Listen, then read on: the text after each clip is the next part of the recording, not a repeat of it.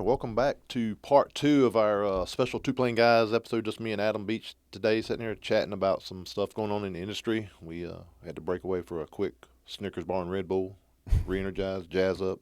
I know you've been sipping on secret coffee off camera there, so I know you're all amped up as always. But That's right. But no, we were picking back up. If you haven't seen episode one, make sure you go back and listen to it. Yeah, covered a lot of good topics on that one. We just touched the surface on a lot of good topics. Yeah, I think. We could like you said, we could go for days and days on this, or hours and hours. But yeah, please go back and listen to episode one and pick back up on what you missed.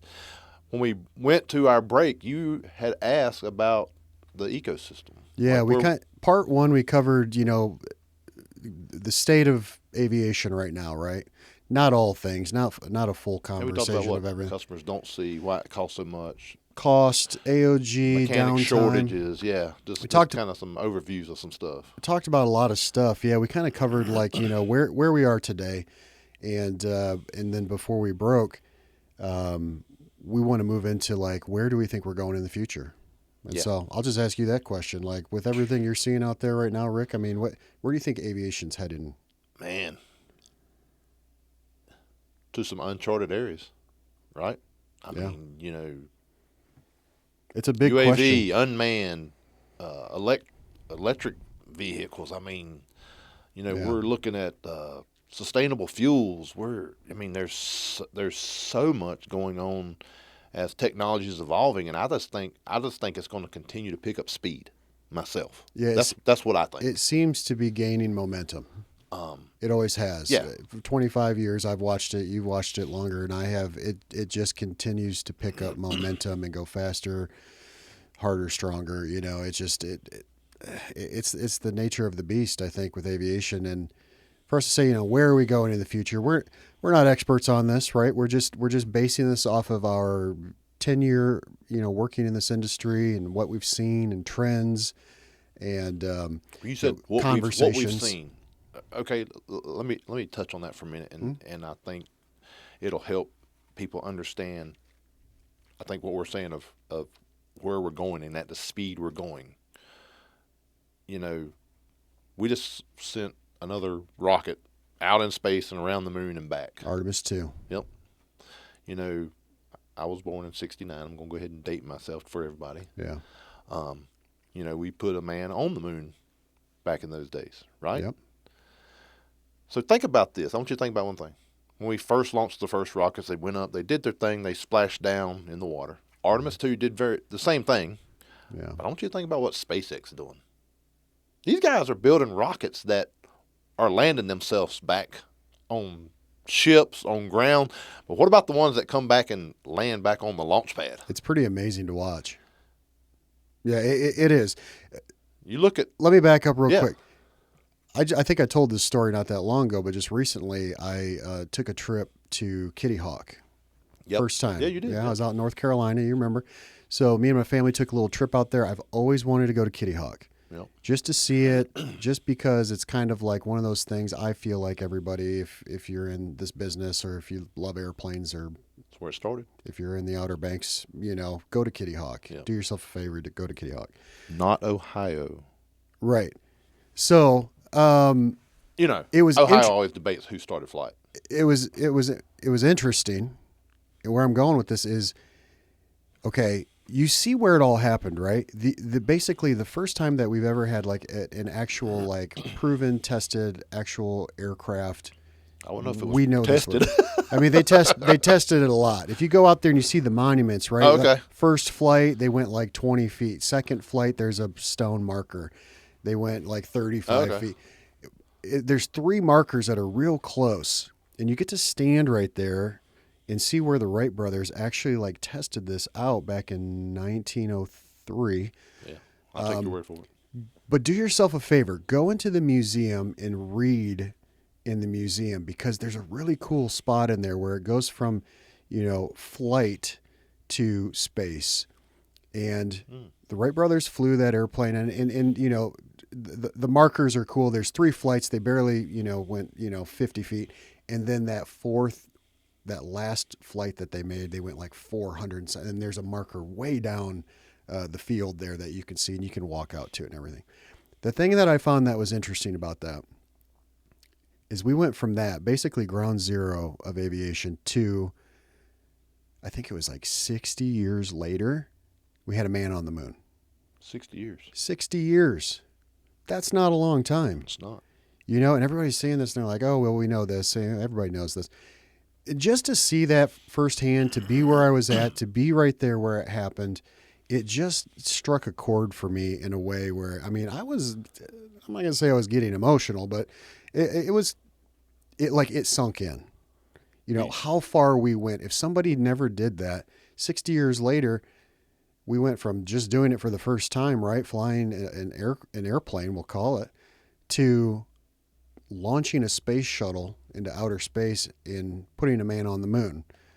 So that's a huge feat. Look at how fast that really is in real life. That's just continued on to present day. Well, I'm glad you said that. That was 60-year time span, but think of the technology then. It wasn't what we got now. Go look at the hand tools in the museum, what they were using to work on that airplane. That's what I'm saying.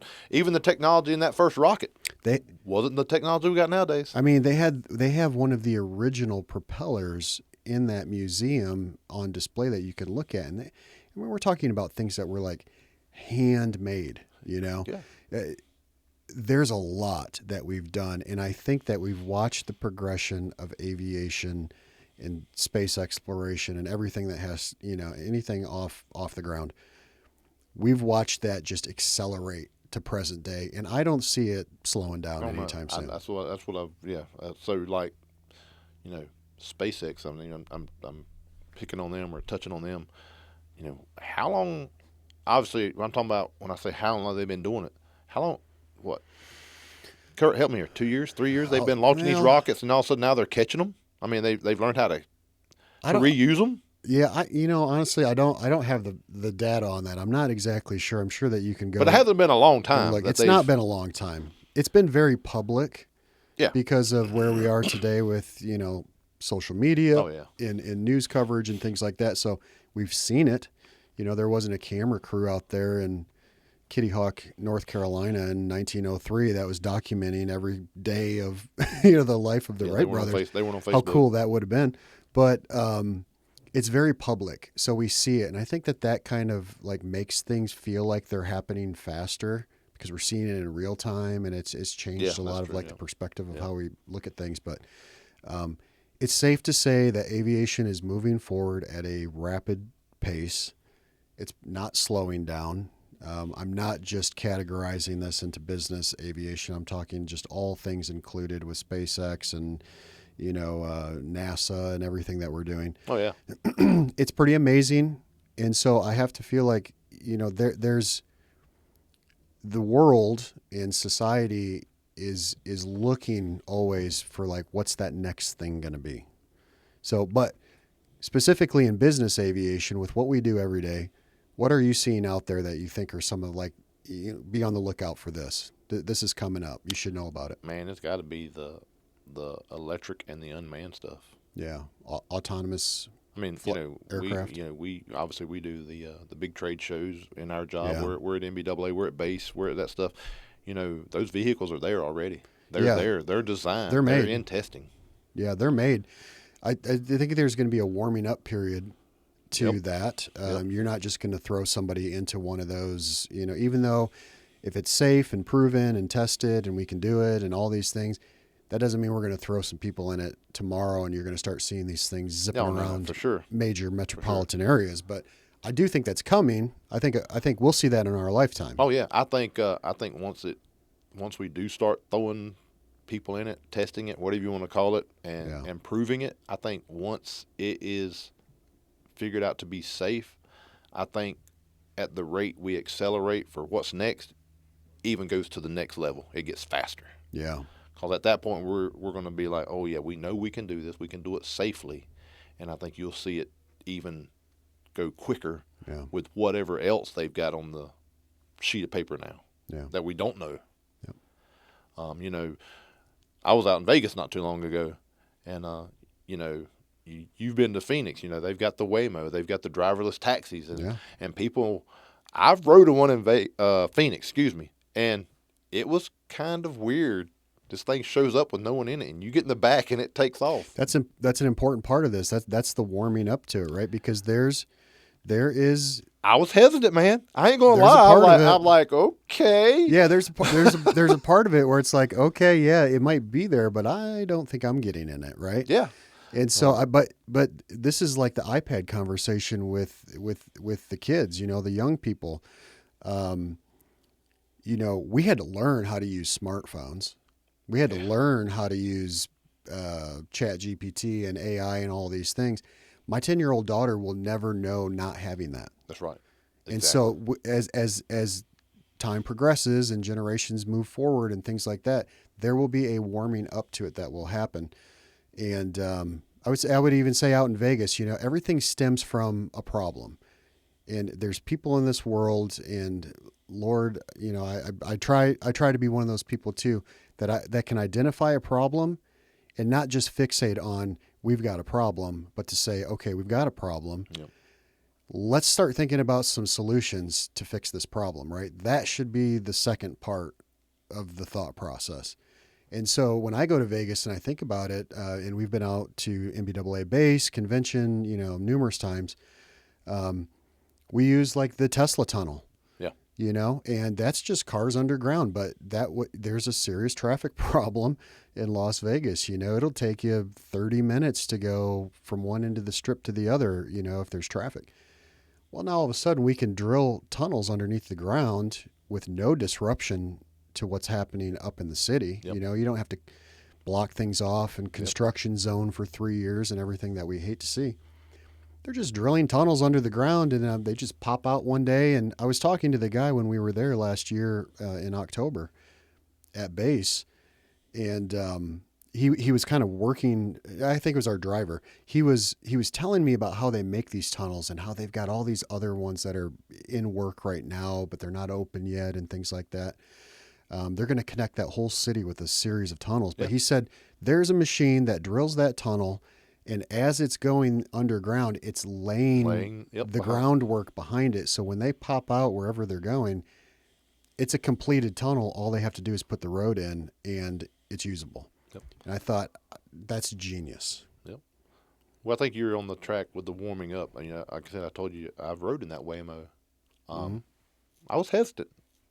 Kind of did it more as, well, it was me and a guy who used to work with us, John. We did it. That's kind of like, let's see what it's like. It was just me and him. I'm not going to throw my family in one right off the bat. It was a short ride, so we were like, okay, there's a pretty good chance we're going to live through this, but let's try it out. And so we got into it hesitantly. But dude, rode in it.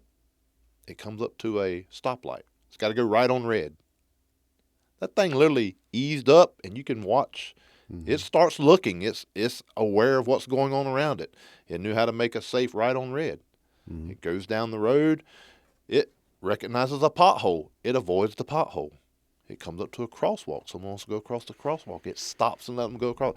What I'm telling you is by the time I got done, I'm like, this thing probably drives better than I do. It's safer than a human Yeah. being behind the wheel, yeah. So that warming up, so now would I go back to Phoenix and would I jump in a Waymo? Yeah. 100%. Those things are all over the place. Would I throw now, too. my wife and kids and say, hey, yeah, jump in the Waymo? Yeah. 100% I would. Yeah. I think as we see stuff evolve with this unmanned and this electric stuff in these vehicles that they're making for aviation, EV tolls. you're going to see a little bit of hesitancy.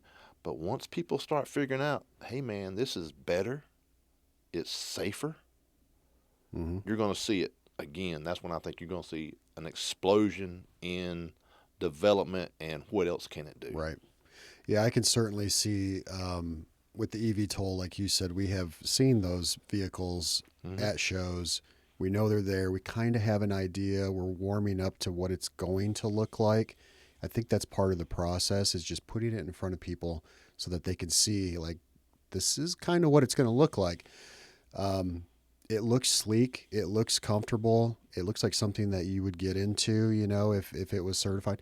So for heavy metro areas that have a lot of traffic and people are just complaining about sitting in 3 hours of traffic every afternoon trying to get home, You go out to LA, hit the 405 at 5 o'clock in the afternoon.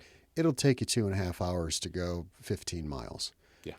If you can go to like an EV toll checkpoint and get in line and jump on one of those, and that thing zips straight up and cuts across town and drops you down and you're 6 or 7 minutes from your house, that changes the game for commuting. Yeah.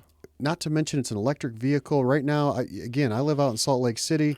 We're pretty good out there in Utah when it comes to like commuter passengers, getting around. We've got this train system that runs up and down the valley. It's called the Front Runner. You can go and park your car, jump on the Front Runner, go up to Salt Lake, bypass the traffic, and pop out and be 5 minutes away from your office.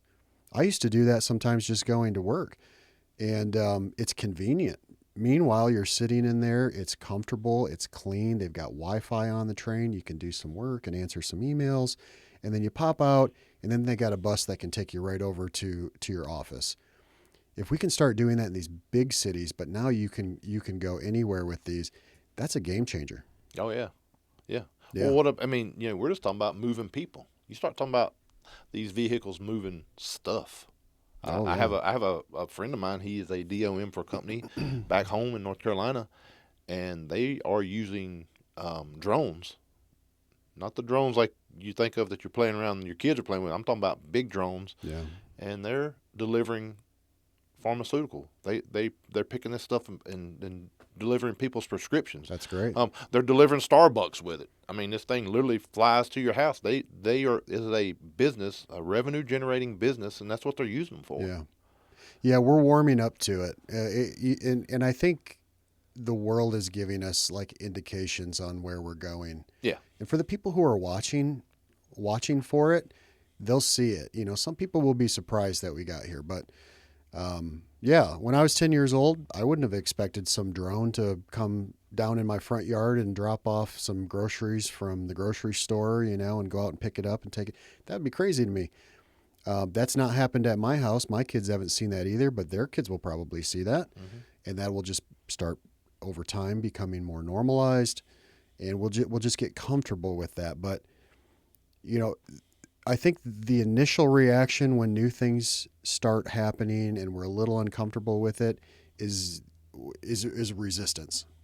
Oh yeah. Is immediately we're like, whoa, I don't understand this, and I don't know if I like it. That's what you said it right there. I don't understand it, so therefore Yeah. I automatically have to not like it. I'm not sure if I like it. And then for those that start to kind of ease into it and say, well, let me understand this a little better, I think there's huge upside to it. I think if we can prove it to be safe and figure out, how do we now have these EV tolls popping up everywhere, and how does that integrate with, flights going in and out of Atlanta or LAX or LaGuardia, and not conflict with those, because we don't want to cause a problem. All of a sudden, you've got way more vehicles in the air than what we used to have, and oh, by the way, there's nobody flying this thing. But I think it will actually be safer, because when was the last time you saw a distracted driver on the interstate who's, checking their phone or This morning coming in, eating breakfast, while they're doing 80 on the interstate, our ladies doing their makeup. that's not necessarily safe either. Meanwhile, our marketing girls are here looking at me because I said ladies doing their makeup. Well, I saw a guy the other day who literally had like a bowl of what looked like it was a pot. It looked like he cooked oatmeal, took the whole pot into the car with him, and he was eating out of it with a spoon. And I was on I-15 in Salt Lake City going 80 miles an hour. Been guilty of that. Yeah. Not the oatmeal. I used to work about an hour away from where I used to live, and we worked early hours, so it was not uncommon for me to hit a Hardee's and grab Yeah. a thing of pancakes and drive with my knee. We are all busy. We have to get where we're going, but we're trying to multitask and do other things while we're doing it. It makes it unsafe for the person. I always think about, I feel like I'm a very responsible driver. Like, I try to stay engaged. I try to stay off my phone when I'm in the car, things like that. But that doesn't mean the guy coming at me at 65 miles an hour is doing the same thing. Yeah. Oh yeah. And so it's, and I tell my kids this, it's like, I want you to be safe. I don't want you to be on your phones while you're driving. Please be responsible. but my fear goes to that other person. And so I think if we can figure out a safer way to start moving packages, people, goods, there's so many possibilities for this just on the EV side. Now, the EV toll is one thing, but they're actually looking at putting electric engines in actual aircraft, Oh yeah, like, commuter aircraft. I think, is it, they're already out there flying. they're out there flying. Yeah. I heard that this is becoming very popular in like Yep. Hawaii. Mm-hmm. And I don't know exactly why Hawaii, but my mind immediately goes to it's probably cheaper It's got to be. to operate out there. It's probably expensive to Everything in Hawaii is fuel expensive because it aircraft. has to be shipped or boated in or airlift. Yeah. It's expensive. Now we're not talking about like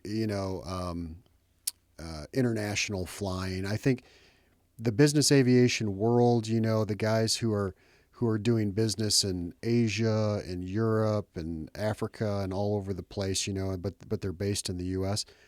We're going to still see like the larger long range aircraft continue to grow, the business aircraft. I'm glad you said that though, because I don't know, man. I'm in North Carolina, right?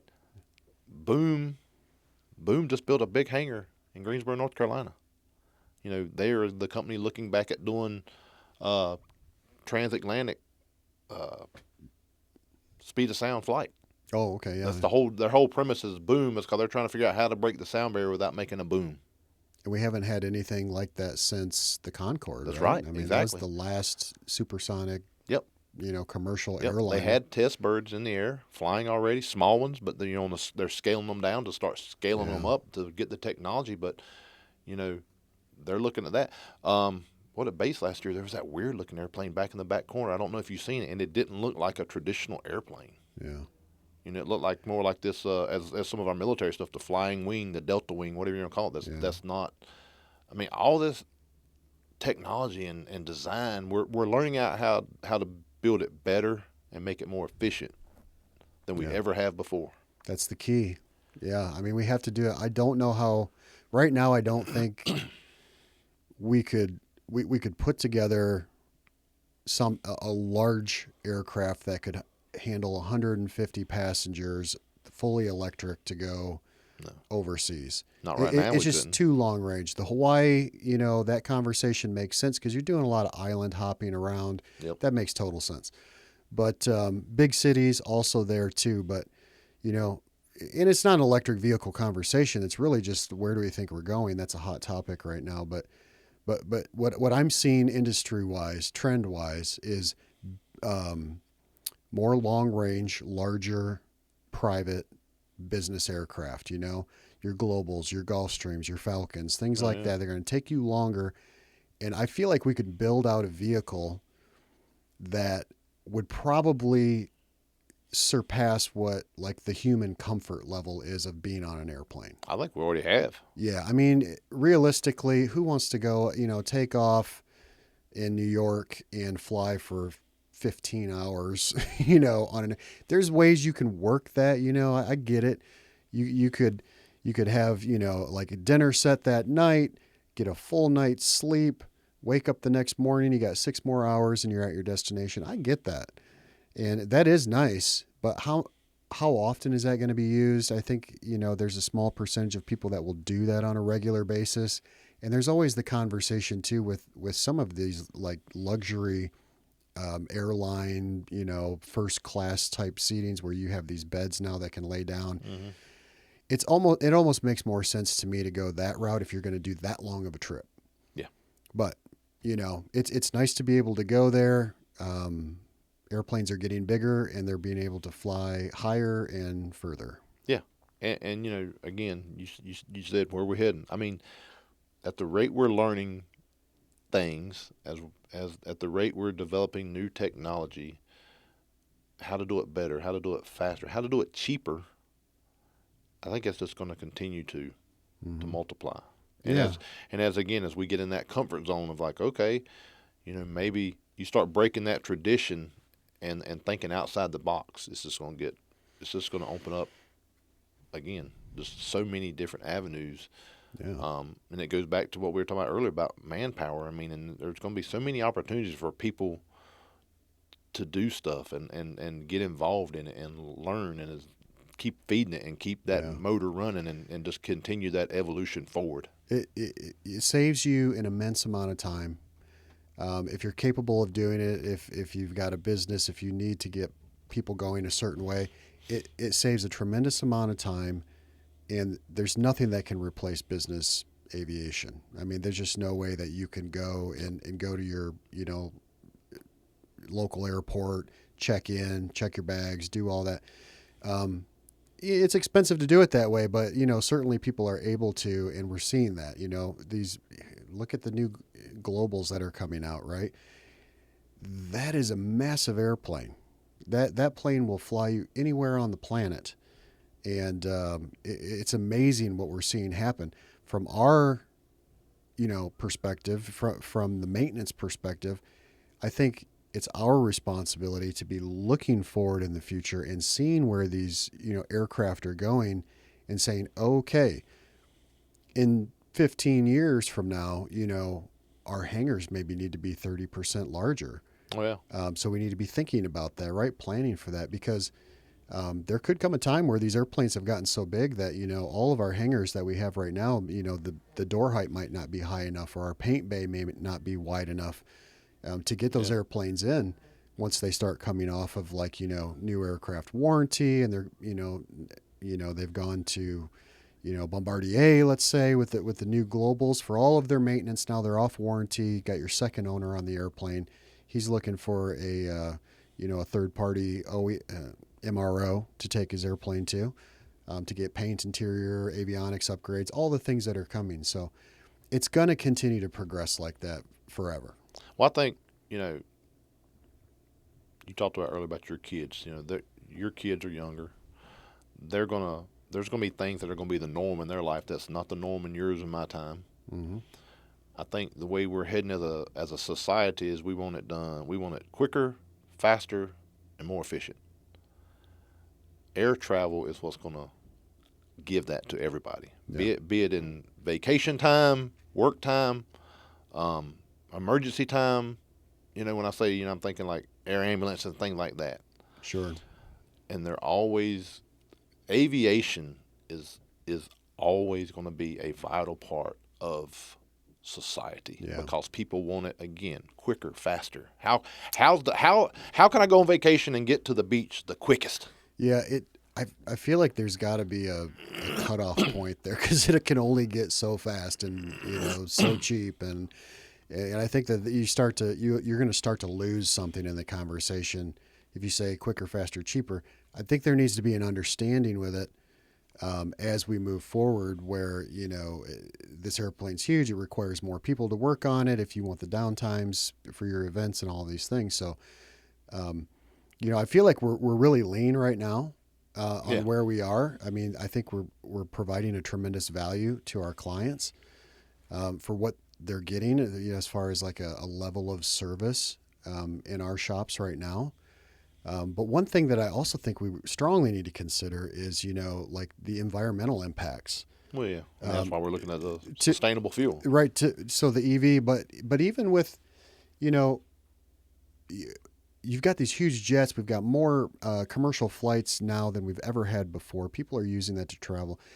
Commercial flights are relatively inexpensive, even though we complain about it. Sometimes it goes up and down, but I mean, you can regionally go places pretty cheap with your family. Mm-hmm. And we've all done the math before. We've all looked at it and said, wow, flights are pretty good right now. I mean, we can't drive there. We can actually fly there cheaper than we can drive there. Yep. I think that's better for the environment. I think, Yeah. it's basically, it's commuter, a commuter situation with, multiple people who are going from, for me, it would be like Salt Lake to Vegas, right? Mm-hmm. Trust me, dude, I can get a, $60 flight to Vegas. There's 20 of them going out of Salt Lake International every day. And it's going to save me so much time. It'll drop me right off there at the end of the strip, and I can be there. I can actually go there and be back in a day. Oh wow. There's Yeah. no way that I can replicate that in my car. Mm-hmm. Not to mention how much safer it is.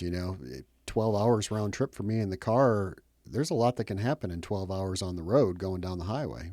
Yep. Anything, but I can be there in an hour and 15 minutes. So I want to see, the general public kind of shift their view on aviation and travel and not get so hung up on, some of the bad situations that we do see, because when you think about it, and it's so widely publicized Oh, yeah. when there's an airplane incident. Yep. It's all over the news. It's wild.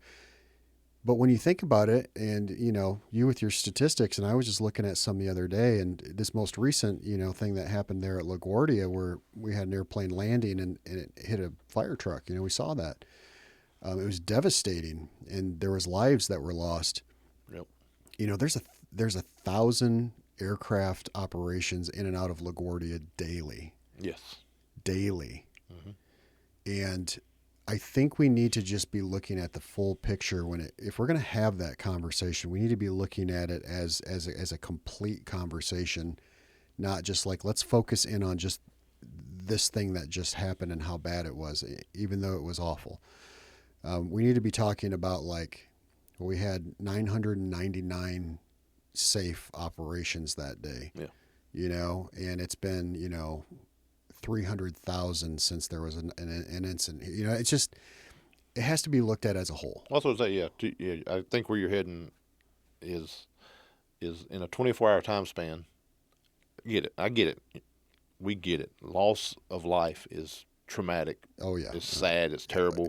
No one wants that. And it always hits us incredibly in, hard. In a 24-hour time span, if it was quite as publicized, how many automobile wrecks happen in the U.S. in a 24-hour time span? I know. That have fatalities versus airline incidents in that day. I know. I bet you the numbers way skewed to the automobile side. And in a way, I think we're still some people are still warming up to commercial airline travel. Yeah.